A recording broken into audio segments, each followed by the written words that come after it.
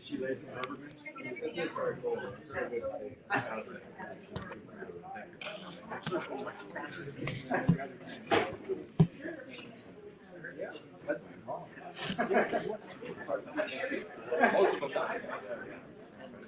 Hi there, Dave. Hello. Good to see you. Thanks for coming tonight. Yes. Greatly appreciate it. Well, I hope it helps. I've got some people with you. It's a big treat to have a couple of weeks in a row, you know, a couple of, not big stuff in a row, but a couple of weeks where we have a lot of people coming in for an event. It's actually kind of exciting. Yes.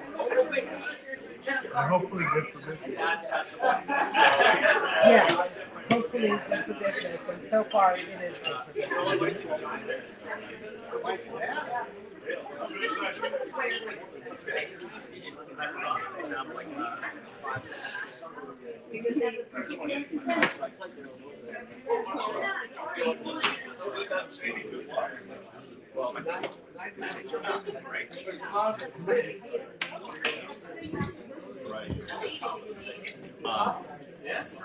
Can I take some of your counter space? Oh, is he going to talk now? You got it set up? Okay. But then you can take some of the counter space. We're not going to be too long. It's going to be free. I'll be out of your way. So Get rid of whatever. Do you have any books on sports? We do, and they're right back there. I'll help you. I missed it. Right this way. You say you said spirits or sports? Spirits and sports, they're in the same place. Come on up, let's get, pull up a chair right here.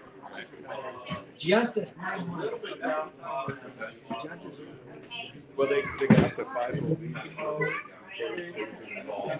Looks like it is. I love Chung. I know. He's a great ball. You want me to sit right here? You want me sitting right here? Yeah, We're gonna do something now. we're gonna be kind of leaning over the counter, so this is where the camera's at. You can see us right now. Oh, okay. I'm okay right here. Yes, but you're gonna have to face this way, and you're gonna be leaning over on the counter a little bit. All right. We can both. We'll be able to see Oh, I us see. in here. Yeah. All right. Let me just tweak it a tiny bit. Yeah,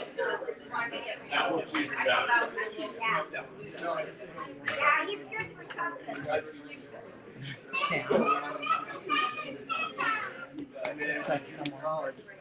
Let's see how we looking here. Always look and see some food. Put your book on display here. Hopefully we can see it okay. Looks like it. I forgot to get an easel. Dan, would you grab me a white easel? Oh, I know. One big enough that I can. I'm afraid it's going to fall down in the middle of what we're doing here, and that'll be kind of sucky. Okay. Well, thank you for your patience.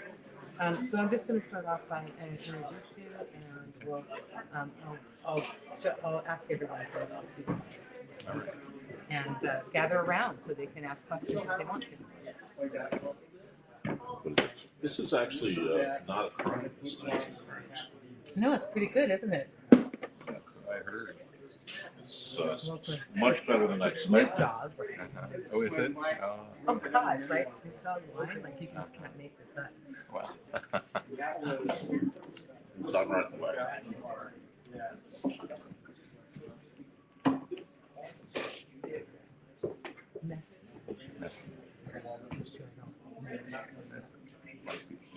Hi, everyone.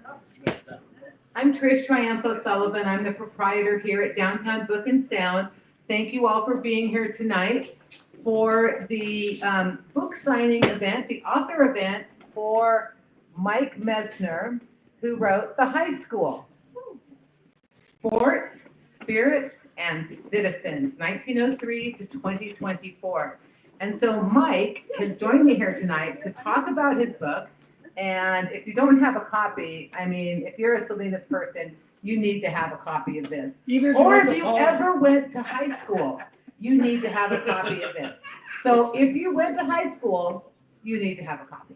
If Just you saying. haven't participated in sports, or If if you're you- male or female, right? Yeah, no matter who you are, you need a copy of this book. So, thank you for joining me tonight, Mike. So I have with me tonight Michael A. Messner, the author of The High School, and he's going to talk a little bit about himself and his book and what inspired him. And people that are here tonight for the book signing are welcome to gather around and ask questions, because questions are good. So the first thing I want to ask you is, what inspired you? Well, this is a book that's it's an analysis of 120 plus years of Salinas High School's yearbooks. And what inspired me first really was I was a student at Salinas High School, graduated in 1970. My sisters, Terry and Melinda, were students there. My dad was a coach there for 25 years, starting in 1947. And when my dad passed away, he had a box of El Gavilan yearbooks that I inherited from him. And a number of years later, I started poking through them. And I'm a sociologist. I have a lot of interest in sports and a lot of interest in the history of shifting gender relations. And I started looking at these old books from 1947, the 1950s, 1960s, and I thought, well, there's a lot of interesting material here. And I didn't think that anybody, any scholar had ever analyzed yearbooks. So I kind of got the idea, probably back around the year 2000, to do some kind of study of these yearbooks. And I didn't really get around to it for a while because I was working on other things, but I started collecting the books, and I eventually collected about 100 of the 120 existing yearbooks from Salinas High School. And then I eventually, when I got to really working on this project about 4 years ago, I came back to the high school and I accessed the books that I don't own. And then I just kind of systematically read through them all and photographed pages, and there's about 270 photos in this book from yearbooks old and recent. And it was a project at the heart because of my connection to Salinas and to the school, but also just a sort of scholarly project of looking at change and continuity over time in sports, cheerleading, coaching, student life at a high school that is in many ways a microcosm of a lot of other public high schools in the country. Well, thank you for that. That was a great explanation. So how important do you feel yearbooks are? Because, you know, I had yearbooks for 3 years in high school and lost them pretty quickly on. And one of my best possessions ever is a yearbook that an old high school friend left with my mom, because of course I wasn't living at home, and left for me. And I've probably had it for 40 years now. And that has been this great connection to my high school years. And so do you feel that that's a really an important aspect of high school, is to have that kind of memory? Well, it depends on the person. I think some people really cherish their yearbooks and kind of use them for personal memory. There was a 1938 yearbook that I really liked that I acquired that belonged to this woman, Nettie Wershing, who had been on the yearbook staff at Salinas High in the late 30s. And she kept her yearbooks and she would use them to chronicle and keep track of all of her classmates. And she wrote in this very neat script, you know, married so-and-so, or went to work at this place, or went to college there, or died in the war, was killed in the war. And she used the yearbook in that way. And a lot of people just set their yearbooks aside, maybe go back and look at them 5 years, 10 years, 50 years later. And other people lose their yearbooks, and sometimes maybe they lose them on purpose. I don't know, but a lot of the yearbooks that I purchased online belonged to people, and they were inscribed to people. And I think a lot of people, probably their books went on eBay after they passed away. But some people maybe got rid of them at yard sales, and they've ended up in my hands. So I think individually, yearbooks can be a real kind of connection to one's past, and a sort of nostalgic connection to one's past. Some people hated high school though too, and so they don't really want to look at the past very much. They want to look forward. But for me, looking at all these yearbooks collectively, I came to think of yearbooks as not just a window into an individual's past, but as a way to kind of think about our collective memory, to think about the ways in which we remember the past. And yearbooks are, I had a wonderful experience of meeting with the yearbooks class at Salinas High last year, and I talked to them about what they imagined their yearbook would look like. They did a very nice job with it, the 2024 book. But I mentioned to them that I think of these books as kind of a window, and windows always have a frame around them, and you can see some things through the glass, but there are other things outside the frame that you can't see. And any book is like that. You have to decide as a writer what's going to be inside the frame and what's outside.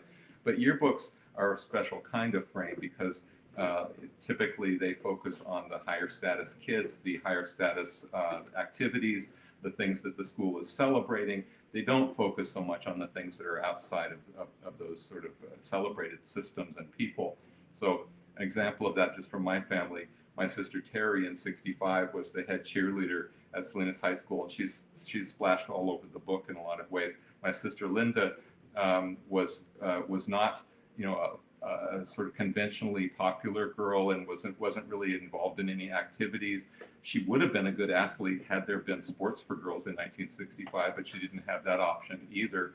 And she was really drawn to the sort of burgeoning counterculture in San Francisco, which was really not something that would have gotten her into the Salinas High yearbook.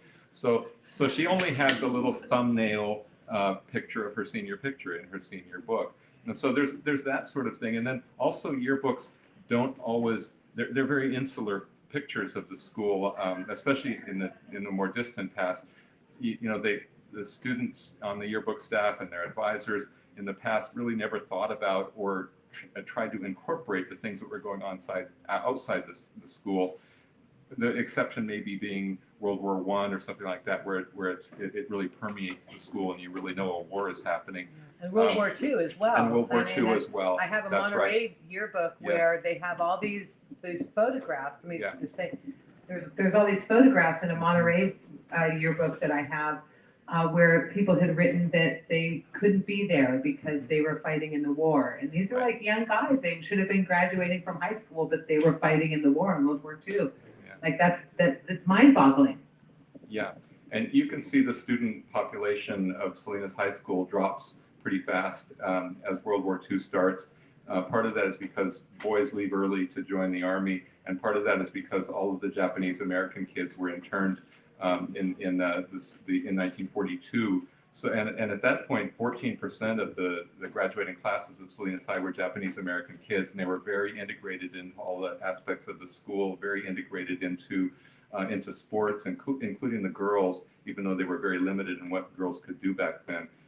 Japanese American girls were really into basketball, and there's a long history of basketball leagues up and down the coast of California of Japanese American boys and girls and men and women. So at any rate, I think that there are things that we can see in the yearbooks and things not. 1934 strikes in Salinas that were so bloody, they're barely even mentioned or in the yearbooks. But in the most recent couple of decades, I think really since the 90s and in the new century, the line between the school and the community gets more permeable, and you start to see the kids who are working on the yearbook talking about drug use, talking about poverty, talking about homelessness, and a lot of those kids are dealing with those things in their families, and they're forming organizations in the school of gender-based violence prevention and things like that. So some of the sort of social problems that are existing in the community and within the school start to appear in the yearbooks more, and that became really interesting to me to see as well. Because before that, it was really more just kind of a celebration of the things that like sports and other kinds of accomplishments of the kids. So I can tell you that Title IX affected me quite a bit when I was in high school, because as a sophomore, it was the first year that girls were allowed to take boys' sports. So my Danae, girlfriend, one of my best friends in high school, Patricia Sandman and I were the first girls in my high school, which was, I'm gonna put a plug in, Central High, Phoenix, Arizona, right? We were the first girls to take weight training and boys PE. And it was huge for us. I was in cross country at the time, and that's where we had become friends. So for me, it was a big thing in high school. I graduated in 3 years, so like I didn't have maybe quite the high school experience of being a senior and having that kind of experience. But there was a lot of influence for the Title IX. So do you feel that that was a big thing for sports for girls as well? Oh, absolutely. The passage of Title IX in 1972, you can just see the numbers nationally, how they just skyrocket because schools legally had to start creating opportunities for girls to play sports. And that's evidenced in the Salinas High yearbooks. By the mid to late 70s, you start to see sports teams getting created. And one of the things that was really surprising and fun to see in the early books, though, is that in the teens and early 1920s at Salinas High School, and really since I've been reading more about this around the nation, there was a boom in girls' interscholastic sports. And so so you have these two booms in sports for girls. One is in the very beginning of the 20th century, and then one is in the late 60s, and especially in the 1970s after Title IX. And what links both of those booms in girls' athleticism is women's movements. You had a very powerful women's movement in the late 19th and early 20th century, pushing for suffrage for women, pushing for legal rights to control your own money, to get certain types of jobs, but also pushing for the right to physical activity. And so you see a lot of explosion of girls and women's sports during that period of time. And then there's a backlash against it in the late 1920s, and really by the time you get to the 30s, girls interscholastic sports is gone for about 50 years. And there's an opportunity for girls to play sports under the GAA, the Girls Athletic Association, but that's mostly intramural sports, and it's really contained by these rule changes, for instance, that girls could only play basketball on a court that had lines on it that you couldn't run over if you were a defensive player or an offensive player. You could only bounce the ball 2 times because there was a very strong belief by medical leaders that being too physically active would be bad for girls, and particularly would damage their wombs and they wouldn't be able to have babies. So, and then late 60s, early 70s, you have another boom another women's movement boom, and again, a rise of girls and women's sports. And so Title IX in the United States is a very important legal mechanism to push for equity for girls' sports in schools and women's sports in colleges and universities. But it's really, Title IX comes out of the efforts by the women's movement to push for equity and respect for women. So it's wonderful to see in the yearbooks this sort of transition, 70s, 80s, as girls' sports are really starting to grow. And then in the last 20 years, you see the yearbooks really not just equal proportionment of sort of coverage of girls' sports in the books, but really respectful and celebratory coverage of girls' sports.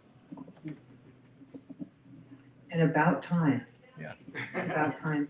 Well, gosh, what else would you like to share about your book? Or we don't want to take too much of your time because you've been very gracious to stay so late for our little live stream here, and we appreciate that. So what else would you like to share about your book besides telling people to buy some? Yeah. Take a copy home. I'll just pitch that then. If you buy a book, you are benefiting Rutgers University Press, which is a nonprofit publisher who did a beautiful job, I think, of producing this book so that it looks like a yearbook and it has beautiful photos in it. You're benefiting Salinas's best independent bookstore, and I think I really encourage people to, when you can, buy books from independent bookstores. We need to support our public libraries, our public schools, and our independent bookstores now more than ever, because it's a time where there's a suppression of reading, of books, of words that we can say, and I think it's going to be really important. And if you buy this book, you will, if you buy it from Jeff Bezos, he gets the money. And if you buy it here, it goes to a really good independent bookstore. And then the little bit of money that I make on these books, I'm donating to Salinas High School for their reading enhancement program. And that is the principal, Hugo Mariscal, the principal, was here a little while ago at the store. And I've already warned him not to get too excited about that. It's really, I don't make that much money in my books, but it is a gesture towards trying to support something I think is really important and increasingly important, is students' love of reading. And I spoke with a bunch of students at the school today, and one of the things I shared with them is that when I was in school, I found most of the books and things that I was told to read by the teachers to be frankly kind of boring. But when I started reading novels, when I started reading John Steinbeck short stories, I got turned on to reading, and that became a really important turning point for me. So I'm hoping that, and I've met some of the teachers at Salinas High School, the principal, and they're all really committed to helping these kids learn and helping these kids kind of grow their worlds. So I'm hoping that my book and some of the things I talk about will be some small contribution to that. So do we have any questions from the audience that would, anything you guys would like to know before we sign off on our little live stream here? Don't be shy. Yes. Great. This is maybe a little off, but so do you know when was John Steinbeck accepted in a library, like in the Salinas High School? Oh, this is a great question, so I'll repeat it. When was John Steinbeck accepted in a library at Salinas High School as an author? Do you know? I don't know the exact answer to that question, but since I'm a professor, I'll just bullshit around it. But I do know that he was the president of the senior class in 1919, and he went to Stanford and quit school, came back and started writing stories while he was working for Spreckled Sugar. And John Steinbeck, by the mid-1930s, was absolutely hated in Salinas. And John Steinbeck left Salinas after World War II because he was getting death threats, and he was one of the first people ever in Monterey County to be denied a building permit. And the reason for that, the main reason for that, is that he had been so supportive of farm workers in the 1930s strikes, very bloody strikes, mostly with Filipino workers. And so he was not liked here. And when he left Salinas for the East Coast, he said that when they hate me here and they will never like me here again until after I'm dead. And I think that was true. Not long after he died, people started to embrace him here. And I think I say that with a certain sort of critical sarcasm. But I think also there has been a new sort of appreciation of Steinbeck and his work in the last several decades in Salinas. And I think it's the love for him is very genuine here among a lot of people. But when his books were in the library, I don't know. But I know that when I was in high school, 1969-70, and I first read John Steinbeck's books, I did draw them out of the school library when I read them. So I know they were there then, but I don't know when they got put in there. You say maybe that. Yeah. Other questions? Who else? What questions do you guys have? Well, we have Mike, the amazing author and professor, Mike Messner, here with us today with the high school. No other questions? Really? We answered everything? I'm just so impressed. Well, I guess we're both professors because we answered all the questions that anyone could have possibly had, except for one person here. And so pretty well done. I do want to put a little plug in for the event that you're having tomorrow, which is April 12th at the National Steinbeck Center, which is located at 1 Main Street, a very short block away from this store. And you're going to be doing a presentation, a little more formal talk maybe? Yeah, so this is our informal, like hang out at the bookstore and have fun, drink a little wine kind of a talk. Michael, would you like to say a few words to close out? Well, it just, if you are in Salinas, join us at the National Steinbeck Center tomorrow. I think it will be fun and interesting, and it's just like this bookstore, a really good institution to support. Thank you very much, and thank you all for being here tonight and for participating in a wonderful community event with Michael A. Messner, author of The High School Sports, Spirits, and Citizens, 1903 to 20. I'm going to hold it up so you guys can see it without me covering the title. 1903 to 2024. Thank you, Michael, for being here tonight, and we appreciate you. Let's give a round of applause for the author, Michael Messner. And if you didn't make it tonight, please do go to the Steinbeck Center tomorrow between 5:30 and 7 p.m. And that is Saturday, April 12th. So thanks again, everyone. Thanks for being here, and I wish everyone a great weekend. Have a sunny one, no matter what the weather's like. Thank you, Trish. Let me see if I can get this turned off without too much ado. Yeah, without dropping my computer or the mic. No mic drops. Thank you, everyone. Downtown Book and Sound. Trish Triumph O'Sullivan here. Hope to see you guys soon.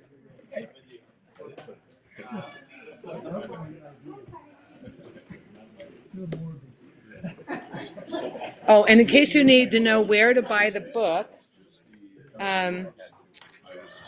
we're located at 213 Main Street. What? Oh, it's backwards, of course. We're located at 213 Main Street in downtown Salinas, California. Hope to see you guys soon. Usually Friday nights is when we have our fun time, so come and join us.